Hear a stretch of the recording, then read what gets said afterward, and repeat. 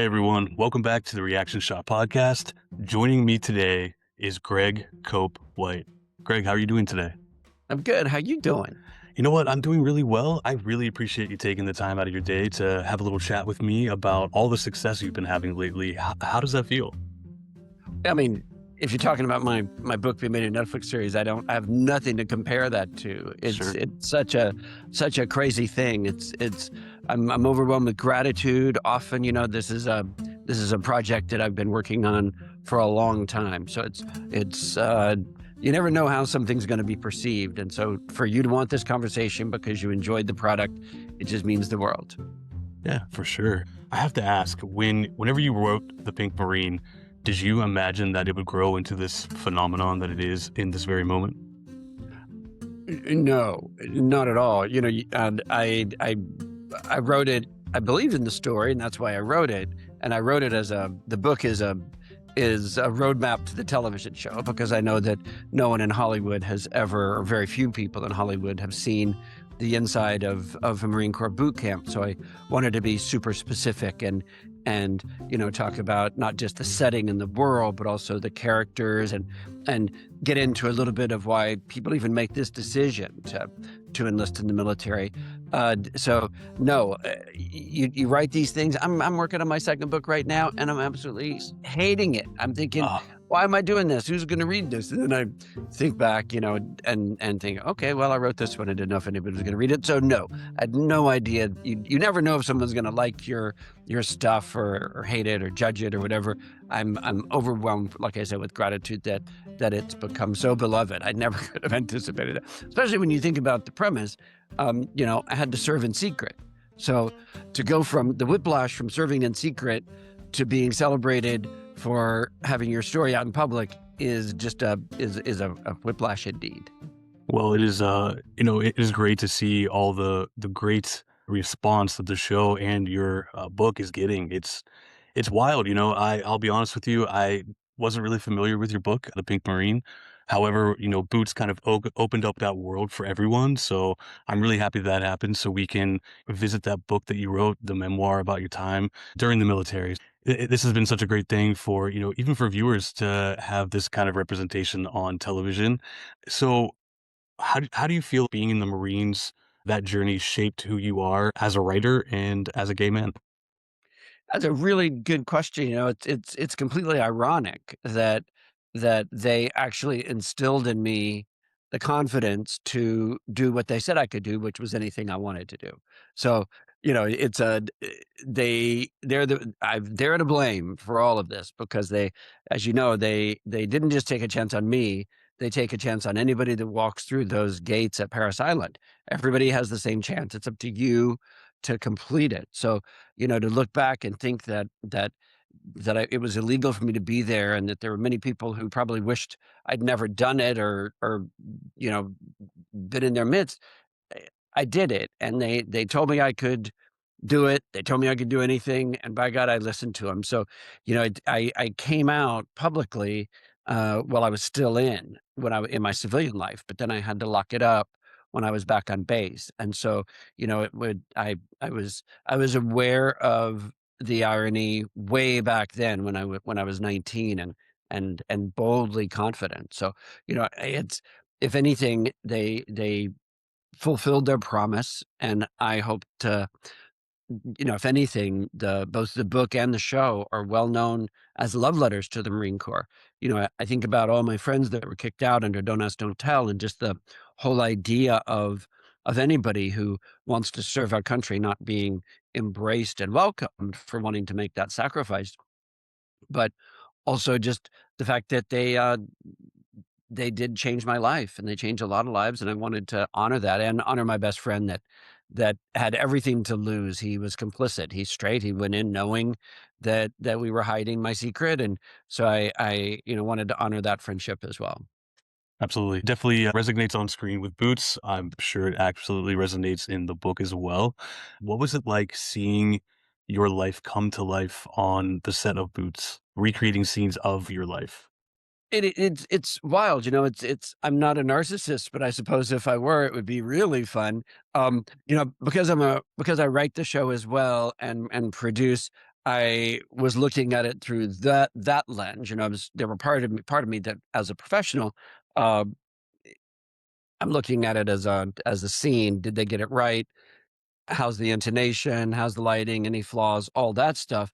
But at the same time, yeah, I couldn't help not being excited that some little moment that I sat down, that I lived first, and then sat down at my desk all alone and wrote, was suddenly being recreated by literally hundreds of filmmakers. I have to always thank not just my fellow writers and the guy that created the show, Andy Parker, the showrunner, but also Sony and Netflix for wanting it to be so authentic. I really did write the book in a very detailed way. I wanted people to know what it smelled like, what it looked like, what the personalities were like, what it felt like in that pressure cooker. And so, to come together with 400 talented filmmakers, from set designers to the all of the actors, of course, and the directors and the production design and the art department, everybody striving to make that moment where I was forced to eat garbage out of the garbage can and then threw it up. You know, Ugh. I relived that, the moment where Hicks holds a razor to Cameron's throat.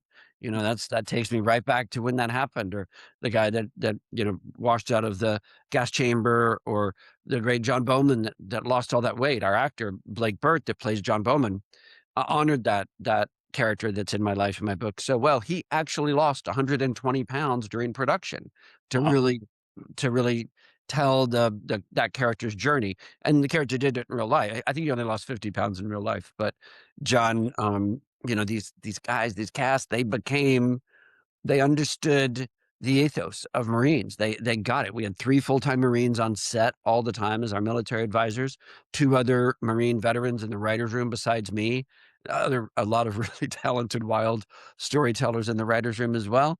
And, so we had a great way of bringing the story to life because of the people that decided to say yes to the project. We are so happy they said yes to the project because we really need these types of stories to be told and seen to the masses, and we obviously know that that happened once you guys premiered on Netflix. Tell me a little bit about Norman Lear's involvement, the late Norman Lear. He was the producer of All in the Family, The Jeffersons. How did that come about? He's just so cool. Uh, I can't believe that I even get to talk about him as a friend and a mentor and a boss and a showrunner and everything that he was. But, at the end of the day, I'm just so excited that the show turned out so good, because this was, if we had to be known as his last show, the last thing I wanted was to tarnish that crown. And so to be a shining jewel in that crown, I'm just so proud of that. He was a World War II combat veteran. He flew 52 combat missions in Europe and was quite decorated, and was really a patriot like we just don't see anymore. His organization that he started, People for the American Way, which it's not about left or right, it's about right or wrong.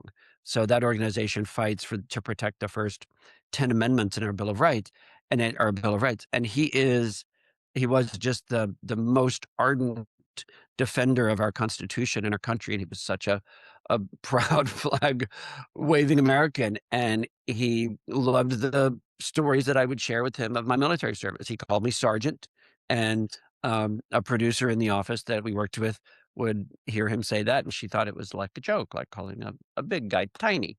And he said, "No, no, he actually was a sergeant in the Marine Corps." So once I wrote the book, she was the first person to option the book, and then through conversations, as we went along, so I'd written on 2 other Norman Lear shows, which I can't even believe I get to say that. I'm such a I arrived in Hollywood a total fan of his, sure. and then to end up writing on his shows, working for him, and being so close to him personally is more than, a it's a dream I never dared to have. I'm just a fan watching his shows.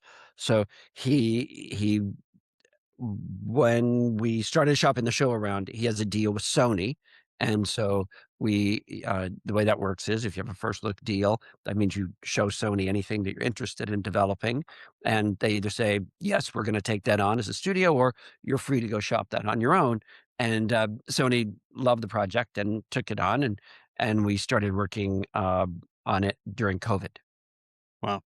So you guys started at the beginning of COVID. Was there a shutdown, towards the beginning of filming as well? We did, yes, we had there was a writer's strike, I had to walk off my own show, Uh, a writer's strike well, I should say I get to walk off my own show, that was quite a privilege to be able to leave to fight for the rights of my fellow brothers and sisters in the screenwriting world, and then, the actors' strike hit just after that, so we were shut down, and we were shut down for about a year, and then we came back and finished the rest. Love it. What was working with Miles like to kinda bring Cameron, the on-screen version of you, to life? He's just he's a great guy, you know, he's up for anything. He understood the how physical this was gonna be. He'd obviously read the book, and we spent a lot of time together, and he knew what this character was gonna have to do physically. He talks about being afraid of heights. He did that Tower of Terror. He had no problem going up there, on the confidence course. He said that he used it in his performance. He was great. He's up for anything. It was really important for us to let him understand that it's not a biopic. And yes, it's me, many aspects of me, but it's also many aspects of our showrunner and other writers. Cameron is built, and I'm the nucleus there. But it Mm. was important for us to make sure that he understood that he had free reign to make it his own. Because while the story is the same that we went through, he approached it a little bit differently from that character. I went in with my best friend, kind of trying to figure out my place in the world. With Cameron, we have him going into boot camp with his best friend. Of course, that story is always going to be there, but specifically to change. And I didn't know that I was going to change, and he predicted that he was going to change, and he was there for that. What are for people who haven't read your memoir, The Pink Marine, but have watched Boots, what can you tell them about some of the differences that you guys did for the show versus what was written on page? The names are changed, even though I'd already changed the names in the book. We just did it one Sure. more time just to protect it. And these are real people. These are real stories. So it's when you're reading the book, well, I'm a comedy writer, so I used my sitcom voice to write the book. It's a little more laugh out loud. The show is so wonderfully funny, and we had such a great time crafting those humorous moments because any story I'm going to tell is going to do my best to entertain you, and that includes making you feel, whether it's laughter, or pathos, or sadness, or joy. The the the big difference for me is that with the other supporting characters, the book and the show, the same thing. You get to know Cameron and Ray really well. You get to know our parents and all that stuff. But in the book, I didn't know my fellow recruits. Uh, as all of them, as well as we get to show in the show. So in the show, in the writer's room, we get to build the hopes and dreams out of these supporting characters, plus the drill instructors. We got to create that behind the veil thing. I didn't have access to that, even though I was the scribe in boot camp. I didn't have access to, what was it like when they went home? What was it like when they went to a bar because they weren't with us all the time? And then that was really fun to get to build that ensemble up. And then you saw the actors that populated that world, whether they were Ochoa based on my bunkie, or, Sullivan clearly based on that drill instructor, and all that stuff. So it's quite interesting to see these people that I've lived with in my mind for 40 years built out so beautifully with such fun and hopes and dreams. Yeah, what a phenomenal cast. I mean, you can just see their love for these characters pour out on the screen every episode. You guys did a great job getting the right types of people to play these characters and really devote their time and energy and love for what's happening and the story they're telling, because obviously it's a very important story to tell. Where did the title for The Pink Marine come from? The title comes from the speech that the drill instructor gives you the first night that you're there. I'm not the first person to get the speech. He'd probably given it to every platoon he trained, but it's a common speech that I've heard other people recant, where they realize that you're sleeping with 70 guys in one room, that you've maybe never done that before. I'd never even been away to camp. So although I thought that's where I was headed. Um the he tells you, look around, look to your left, look to your right, because he realizes there's going to be tension in this pressure cooker, and a lot of it based on race and people not being comfortable with other. So he says there's no white, black, yellow, red, anything in here. You're all green, dark green, light green, and in the fuck between green. And so I just use that to say, and maybe, how do you know there's one not a little pink as well? So that's where that came from. And then when it came time to develop the show with that title, and then Netflix changed it to have something that's more reflective of the ensemble cast, because we're not just telling my story, we're also telling, these stories of the people that we're meeting and creating and building out. Awesome. That's a great way to get the title for your memoir, and I definitely understand the shift to naming the show Boots. Like you said, it's kind of a focus on all the people in Cameron's life. So that is great. You've been telling queer stories long before the industry really embraced them. How do you see the landscape shifting about these stories, the LGBTQ centric stories? How do you see everything shifting right now? I think there's a lot of talk about, because we didn't get a second season and some other queer shows have been canceled over the past couple of years. There's been a lot of talk about the fact that people assume that that's because they're not wanting these stories, that there's no space or these light for stories. I'm not the person that decides whether to green light this or that. I don't think there's a cabal working in Hollywood that's saying let's cancel all those stories. But we do have to look at that and decide what is the story we want to tell. If I can't tell the stories that I wanna tell at this point in my life, why am I telling stories? So, every story I write doesn't have queer characters in it. I do have other stories that I work on that do, Mhm. but I've had 3 movies for Netflix, and I don't think there would have been a place for a queer character in either one of those stories. If there were, I'd add it. But, I did a pilot recently that was quite unconventional about a couple deciding to have a child together Mhm. and the complications of that. So, you look at all kinds of uh, stories that we get the chance to tell. And I've certainly told stories that I've just been paid to write. But at the same time, I think I don't just have a responsibility to tell these stories. Again, like I said, it's a privilege. I have zero fucks left in my life, zero. So if I can't tell these stories, I don't care. Yeah, I love that. No fucks left to give. You're telling the stories you want to tell. We have other representation in other films, television shows that are telling some great stories. What I love about Boots and the Pink Marine in general is just that coming of age story in what's considered such a tough environment.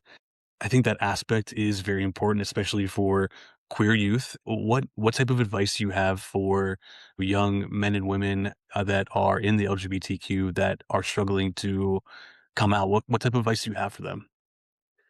Uh, I don't know if I have any advice necessarily, except I want people to uh, when it's safe to feel free to own their space and be visible. Um, what I love about the story that I always believed in about Pink Marine and Boots is that you're seeing uh, queer characters navigating the world on the exact same playing field Mm, as their straight counterparts. It's not that one's a school teacher and one's a doctor or anything like that. They're all Marines navigating it. So let's just level that playing field and then see where they're headed. So I think, I want people to understand the reason I wrote the book is because stories of kids ending their lives from being bullied started making the news. And I thought, no, no, no, no, no, that we got to teach people that bullies don't matter. You're always going to matter. So I wanted to write a book about the time that I was bullied by the meanest people in the world and held on for one more day. We used that song "Hold On" mm, in the first episode that's called "The Pink Marine" of Boots, and, literally to show that we have the value, not the bully. We have the power. So, I want people that may think that they see queer stories being erased from television. It's just, that doesn't mean that you don't get to still be present. Of course, safety is always important first, but, you need to represent and be out there. I'm so excited that younger people today are able to decide that they want to be referred to by a certain pronoun, or they don't want to be identified or labeled as a group, or they want to remain fluid. That's what life's about. We get one life, and it's not your life, it's not my life, it's that individual's life. So the only thing I can say is live your life, honey. mhm. Live your life, honey. Perfect advice right there. I mean, like you said, it's a way of life. You being yourself is so important, and we're under a really shitty administration right now. So now is the perfect time to let your voice be heard. You But don't sit back. Yeah, when the times get tough, you just that's the old sayings or the adages are true. The times get tough to get going. What are you gonna do? You're just gonna stay home? No, get out there. You matter. You have a place in this world. You have value. You have the right to let people know who you are and what you feel. I want everybody to, if they're not writers or they're not, singers and musicians trying to act out something or give something creatively, get involved politically. You don't have to be out there in the front lines. There's phone banks and all kinds of things that you can do that help. Whether it's even if you have a good shoulder to cry on, become a crisis counselor. The Trevor Project and other people get involved and find out what you can do to maybe be of service to others. yes, absolutely. That is what we should be telling everybody right now. So I really hope that they all hear that loud and clear. With Boots, unfortunately being canceled, which we touched on a little bit, it really sucks that we're not going to be able to see that story continue. Is there hopes for it possibly being picked up somewhere else, or are we unfortunately done with that? We certainly are open to the idea. There's only a few games in town that could take it on, but we're certainly Sure. open to the idea. We've all fallen in love with these characters just as much as you have. Mhm. Again, like, yeah, the first question you asked was, did I think it was going to be such a phenomenon? No, but we're in the room and we're laughing and reading as these characters ourselves and writing these great moments and thinking about their futures. And the hope is there. I do have another book coming out this spring that picks up where the Pink Marine leaves off, which is the same place that the show left off, which is I've just graduated boot camp, and then I'm going on, and the first section of that book is all Marine Corps stories and just really wild and quite hilarious things that happen in that, including the very poignant and personally powerful to me story of why I chose not to reenlist. Awesome. Well, we are all definitely looking forward to your next book. Cannot wait to see that and or to read that, I guess. Outside of that, I mean, I think one of the things we should look at with Boots' cancellation is that you got to tell you and everyone in the writers' room, all the actors, you guys got to tell the story that you originated, and that story is it's accessible to us now. We can revisit it whenever we want to, when we're having a bad day and we want to laugh or we want to feel empowered to hold on to who we are, our identity. That story is always there. We can pick up the memoir. We can find that pink marine that might be hidden deep down inside of us, or one that we've already embraced, or just need a reminder that we're not alone.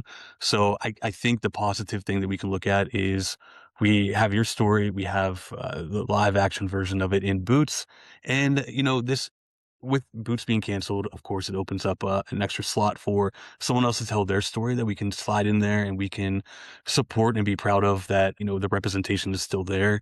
So that's the silver lining, I guess we can look at, but. We're glad that we have your book and the show to look at to make us feel better, especially in a shitty time in the world. So we all appreciate that. I appreciate that, and I'm sure you're very proud as you should be. Outside of the book, what's next for you? Is there anything else in the game plan here? If I don't get to keep telling the stories in Boots, obviously I'm really focused right now, today, literally, on getting this other book to my editor to start getting that in the works. I have other shows I shop around. I've got other movies. I'm shopping around a show right now that has that is centered around a throuple. And a very fluid couple throuple. So we'll see. I develop stuff all the time, but the thing you just mentioned about the wonderful people that populated my story, I really encourage people, if you use social media, Instagram or TikTok or whatever, to follow our cast. They're going to go off and do really fun things. It was just announced yesterday. Max Parker, who played Sullivan, everybody fell in love with Sullivan, and that is such an important character to me. Max is joining God of War. The they got a Awesome, 2-season order, so I nice. don't know which god he's playing, but Max is a god, so he can just play any god. I think he's a bad guy, but, see what's happening. You can see Miles on, The People We Meet on Vacation on Mhm. Netflix in addition to our show. Dominic Goodman, you can see him on 9/11 and other stuff. So follow the actors and see what they're doing next, because they're all gonna, unfortunately, fly like chickadees and start working, and then get to know our writers too, because they're gonna create shows that hopefully you'll will have the same impact as Boots. And I'm so proud that everybody that worked on the show gets to use it as their calling card. Nothing means more to me than knowing that the work that they did so tirelessly for years, has resulted in something that should hopefully be the headline on their resume for a long time. Absolutely. Yeah, we are looking forward to all the great things that are going to be happening for the cast and everyone involved in this. So we will definitely keep an eye out on all of their future projects as well. So I guess I got a couple last questions for you. What is outside of writing, outside of all of these things, what is a normal day for Greg like? I'm really lucky to have an incredible partner. We've been together Mm. 17 years, so uh, our life together is the number one priority, and I guess like anybody else, I gotta run errands and do all the things that comes with that, and answer that question that I hate, but I love that I get to be asked it every night, which is what's for dinner.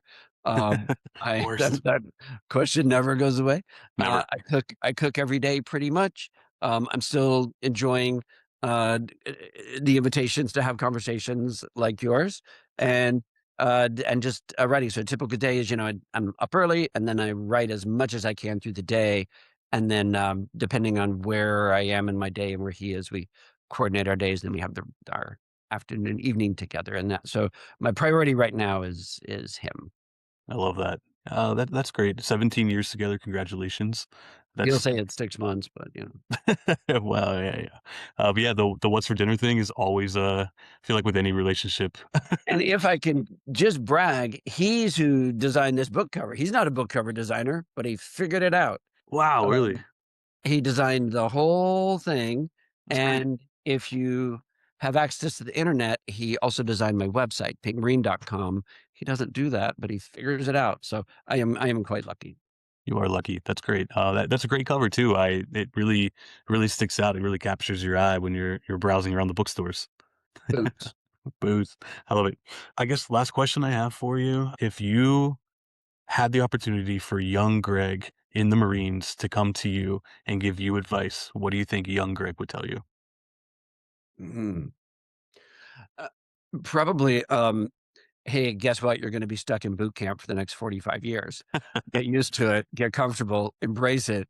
Um, I think it would be, really to not worry so much and to really cherish time. It's, we've people every old person has said this. I hate to be that old man shaking his finger from the front porch, but, oh, it happens so fast. It all goes by so fast. So try to try to live in the moment. It's something I try every day. I'm trying not to look forward to that next book or whatever. I'm really trying to cherish this time today because we really don't get it back. I can't tell you how fast time goes. Very well said. I'm so happy for you that you're able to relive your younger days and tell this story today. I mentioned it already, but it's such an important story. It's the representation that we need for the entire LGBTQ community, the focus on the military and all the hard work that goes on there. And again, we all cannot thank you enough for everything that you've done, for the stories that you've been telling and the stories you still have to tell. Time may be going by pretty fast, but I'm so happy to see that you're able to let us in on a little bit of your life that could help make, my life or someone else's life just a little bit better or feel a little bit safer. So I definitely appreciate that, and I thank you for that, and I know that there are so many people who feel the same exact ways. Thank you so much, Greg. I do appreciate that. That is really wonderful to hear, and I'm right back at you. We're all in this together, and the one thing I can urge everyone to do, in addition to just being involved and be visible, is the thing that changed my life is allyship. The friendship that you see on screen between Cameron and Ray is the friendship that the whole book is about between me and my best friend. If people want to know, he lives here in Southern California too. We talk or see each other every day. We're still best friends 50 something years later. So I'm here because he believed in me and supported me, just as I supported him. So if you have a chance to be an ally for someone who maybe isn't able to stand on both feet, be that ally. Be that ally. That's great. I love that you guys are still in touch, and that's great to hear. And I think having that ally in your life, or many, many allies in your life, is very important too. So we definitely appreciate having those people around us to support us and fight for us now more than ever. Yeah. Well, Greg, thank you so much. I really appreciate you taking time out of your day to have a conversation about your memoir, The Pink Marine, and of course, the Netflix television show Boots. We look forward to your next book, and we look forward to all the stories you still have to tell us. And I hope you have a great day, and I hope you and your partner get to decide the best meal for tonight, because that is very important. You're great. Thank you for this. Cool. Thank you, Greg. Enjoy the rest of your day, and we'll see you again soon. You too. Bye-bye. Thank you. Bye.